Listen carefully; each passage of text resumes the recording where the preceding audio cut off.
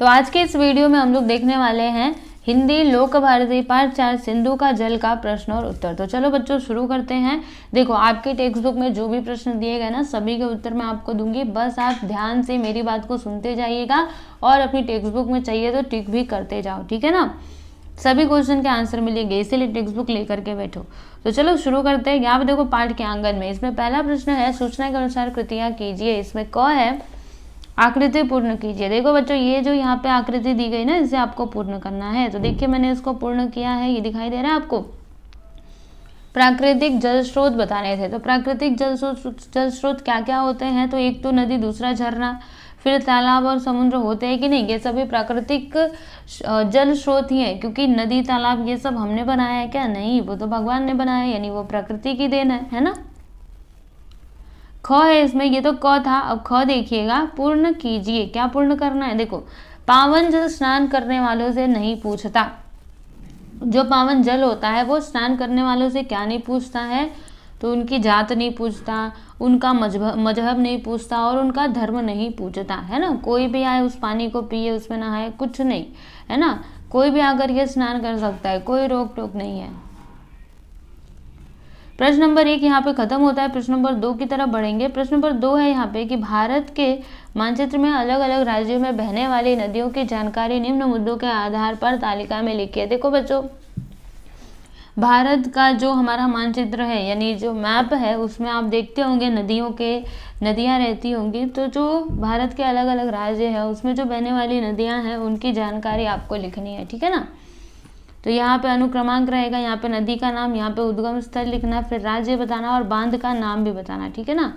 तो देखिए यहाँ पे पहली नदी हमने लिखी है सतलुज। इसका उद्गम स्थल कहाँ पे है, तो तिब्बत स्थित मानसरोवर झील के निकट राक्षस ताल, और राज्य पंजाब। बांध का नाम क्या है, भांगड़ा नांगल, भाखड़ा नांगल, ठीक है। दूसरा यहाँ पे नाम है चंबल, ठीक है, चंबल भी एक नदी है। तो इसका उद्गम स्थल कहाँ है, तो जाना पाव पहाड़ी, और राज्य कहाँ, मध्य प्रदेश। बांध का नाम क्या है, गांधी सागर। तीसरी नदी का नाम महानदी, और उद्गम स्थल कहाँ है, उद्गम स्थल तो सिहवा, रायपुर, छत्तीसगढ़, और राज्य देख लीजिए उड़ीसा। बांध का नाम क्या है, हीराकुंड, ठीक है ना। आगे देखिएगा प्रश्न नंबर 3, इसमें क्या है, पाठ से ढूंढ कर लिखिए। अभी आपको पाठ में से ढूंढ करके लिखना है। क्या लिखना है मैं आपको बता दूं, सुनो। पहला संगीत लय निर्माण करने वाले शब्द, यानी वो शब्द आपको लिखने हैं जो संगीत मतलब कोई एक जैसे संगीत जैसा कुछ लय निर्माण होता हो, ठीक है। जैसे देखो मैंने यहाँ पे लिखा है प्रवाहमान पहचान उछलती मचलती, तो ऐसे एक लय बन रहा है ना, आती समाती, टापे तोपे, धोता रोता, वैसे कैसे, बिंदु सिंधु, ठीक है, बिंदु सिंधु।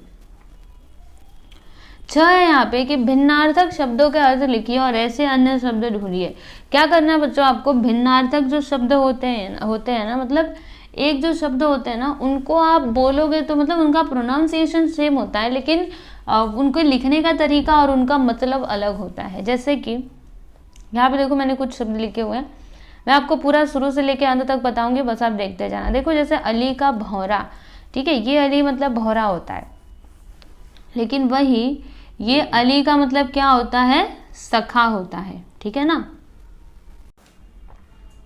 फिर आगे देखिएगा कुल, एक इस कुल का मतलब क्या होता है, वंश होता है, लेकिन इसी अगर कुल को हम लोग इस तरीके से लिख दें ये वाला, तो इसका मतलब हो जाता है किनारा। यानी बोलने में सेम है लेकिन लिखने में अलग अलग है और उसका अर्थ भी क्या है, अलग है। उसी प्रकार से ये चीर यानी इसका मतलब पुराना, और ये चीर मतलब क्या होता है, कपड़ा। ये दिन मतलब दिवस होता है, लेकिन इसी दिन को इस प्रकार से लिख दिया मतलब वो गरीब हो जाता है। कृति यानी रचना, लेकिन अगर उसी कृति को इस प्रकार से लिख दिया तो ये क्या हो जाता है, निपुण हो जाता है, ठीक है। फिर ये देखो अंश, तो इसका मतलब कंधा हो जाता है, लेकिन इसी अंश का मतलब हिस्सा भी होता है, ठीक है, मतलब वो अलग अलग है, लिखने में देखो ना अलग है। फिर आदि मतलब आरंभ, और ये आदि मतलब अभ्यस्त। फिर अवधि यानी समय, और इस अवधि मतलब एक भाषा होती है, अवधि भाषा। फिर तरणी यानी सूर्य, और तरणी मतलब छोटी नाव, देख रहे हो ना। फिर कोश यानी खजाना, और अगर ऐसे कोश लिखा जाए तो उसका मतलब होता है शब्द संग्रह।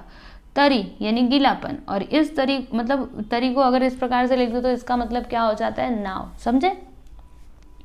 तो इस प्रकार से आपको इसका उत्तर लिखना था। कुछ ज़्यादा ही बड़ा तो नहीं हो गया ना? बड़ा नहीं है। चलो आप एक काम करो, देख लो एक बार, मैं आपको पूरा दिखाती हूँ। देखो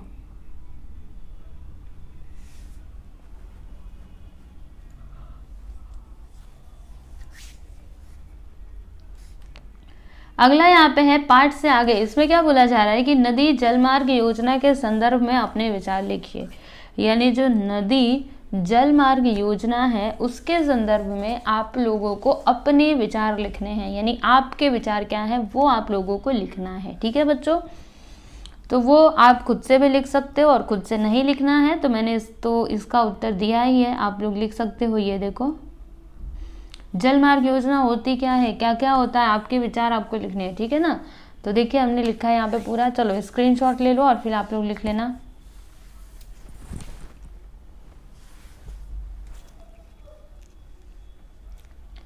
चलो बच्चों अभी आगे चलते हैं। भाषा बिंदु। इसमें क्या बोला गया है कि प्रेरणार्थक क्रिया का रूप पहचान कर उसका वाक्यों में प्रयोग कीजिए।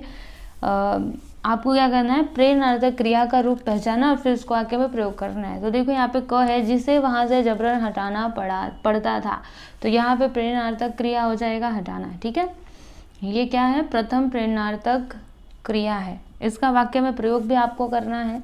तो देखो, सड़क के बीचों बीच बंद पड़े ट्रक को लोगों ने वहां से हटाना शुरू कर दिया। तो देखिए हमने इस हटाना का उपयोग करके क्या किया है, यहाँ पे वाक्य बनाया है। फिर ख है यहाँ पे, महाराजा उम्मेद सिंह द्वारा निर्मित होने से उम्मेद भवन कहलवाया जाता है। तो इसका उत्तर देख लो बच्चों, ये जो कहलवाया है ना, ये क्या है, द्वितीय प्रेरणार्थक क्रिया। ठीक है?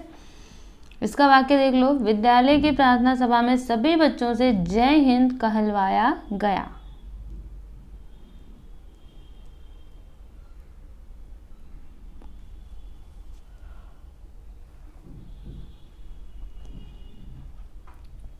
अगला देखिएगा, दूसरा प्रश्न है सहायक क्रिया पहचानिए। अब आपको क्या करना है, प्रेरणार्थक क्रिया तो हो गया, अब आपको सहायक क्रिया पहचानना है। ठीक है? खाली बस पहचानना है, कुछ करना नहीं है।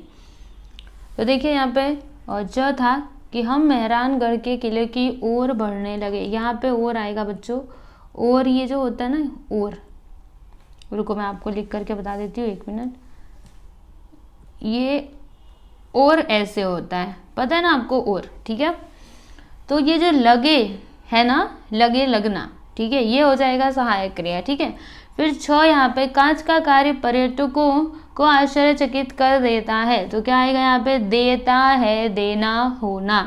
ठीक है? समझ में आ गई बात? तो यहाँ पे आपका प्रश्न नंबर 2 भी पूरा हो गया। सहायक क्रिया पहचानना था, जो हमने पहचान करके यहाँ पे लिख दिया है। और प्लीज इसको और मत लिखना, और लिखना। वैसे आपकी टेक्स्ट बुक में है ना, आपको देख करके समझ में आता ही रहेगा। अगला यहाँ पे है सहायक क्रिया का वाक्यों में प्रयोग कीजिए। अभी जो यहाँ पे सहायक क्रिया दिए थे उनका वाक्यों में प्रयोग करना है। ठीक है? तो होना, भरत ने कहा होगा। फिर थ है पढ़ना, सभी जसवंत झंडा नाम से विख्यात स्मारक देखने चल पड़े। द रहना, मीरा हमेशा यही कहती रहती। फिर ध है करना, तो हम हर क्षेत्र में अपना हुनर दिखाया करेंगे। अब यहाँ पे रचना बोध है, तो रचना बोध में बच्चों क्या लिखोगे, ये लिखना, प्रस्तुत कविता के माध्यम से चक्रधर जी ने सभ्यता, संस्कृति, इंसानियत, सर्वधर्म समभाव, पर दुख, कातरता आदि मानवीय गुणों पर क्या डाला है, प्रकाश डाला है। ठीक है? ये जो कविता थी सिंधु का जल, उसमें यही सब कुछ बताया गया था ना, सभ्यता के बारे में, संस्कृति के बारे में, है ना, ये सब कुछ। तो देखो बच्चों, यहाँ पे हमने इस पाठ का प्रश्न और उत्तर समाप्त कर लिया है, और मैं ऐसा उम्मीद करती हूँ कि आपको ये पाठ समझ में, मतलब सभी प्रश्नों के उत्तर तो मिल ही गए होंगे। ठीक है? तो चलो बच्चों, मिलते हैं अगले वीडियो में। धन्यवाद।